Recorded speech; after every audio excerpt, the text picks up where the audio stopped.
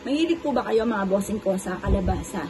Ako pa mga bossing ko ay bumili ng gantong kaliit na kalabasa at ako po ay may gagawin ko dito mga bossing.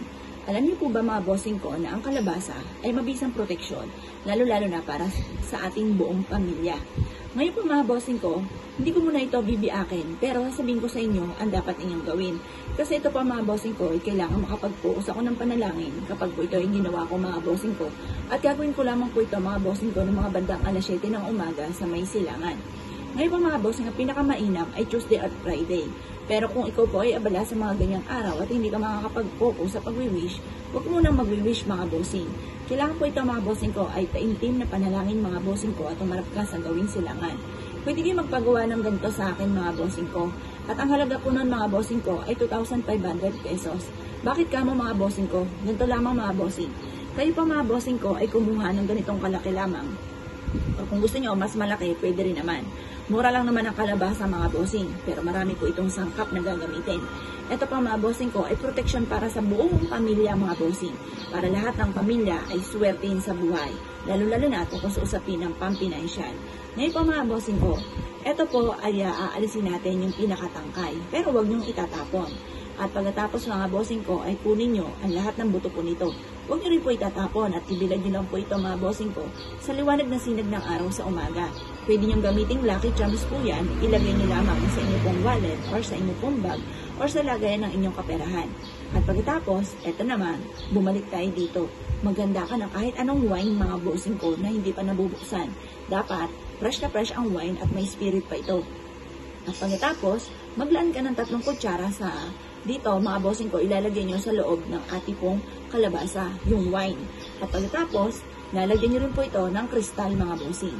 At pagkatapos, lalagyan nyo rin ito ng konting bigas at konting asin. Kumuha ka ng isang malinis na papel at isulat nyo lahat ang nais ninyo na maganap sa buhay po ninyo. Halimbawa, makamit ko lahat ang aking mga pinapangarap.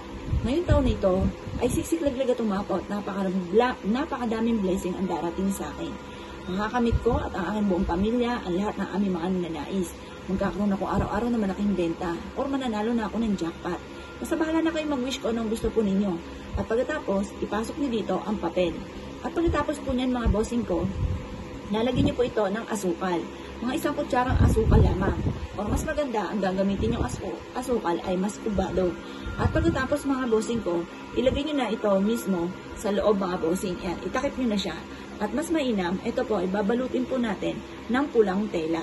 Mas mainam ito mga bossing ko ay ilagay ninyo sa may gate po ninyo, sa may gilid, o kaya kung mayroon kayong halamanan dyan sa harapan, itatago nyo po ito. Lagay nyo lamang po siya dyan mga bossing ko sa halamanan. Ito po mga bossing ko, isa sa mga sikreto upang sa ganon, mas mabilis ka na maka-attract ng swerte, lalo-lalo na tungkol sa usapin ng kaperahan. Ngayon, kung kayo po ay nagnanais na umorder po sa akin mga bossing ko, sabihin nyo lahat ang miyembro ng inyong pong pamilya para maisulat natin dito ang lahat ng mga kahilingan na nais po ninyo. Kung kayo po ay papuntang abroad, pwede rin po yun na kayo po ay kaagad ay makaalis or yung inyong karelasyon or yung anak po ninyo na nag-a-apply na papuntang abroad ay makaalis na. Basta depende kung ano po ang nais ninyo na i-wish po dito.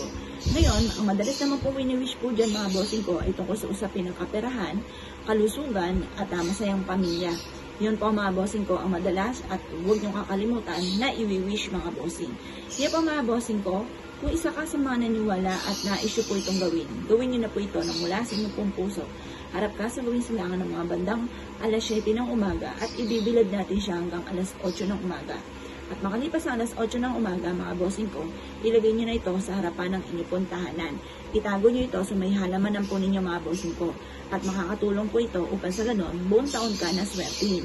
Pagpapalit ng taon, magpapalit ka rin ng ganito. Kasi once na hindi ka nagpalit ng mga pampaswerte at inabot pa rin yan ng bagong taon, kung ano naganap sa inyo ng taon na yun, kung hindi ka sinuwerte, ganun pa rin na magaganap sa susunod na taon. Kaya dapat, bawat taon, pinapalitan, lalo-lalo na ang kalabasa. Kaya kung ikaw ay naniniwala at nais po itong gawin niyo na po ito na mula sa inyong pong puso. Or kaya umorder po kayo sa 0948-788-9806.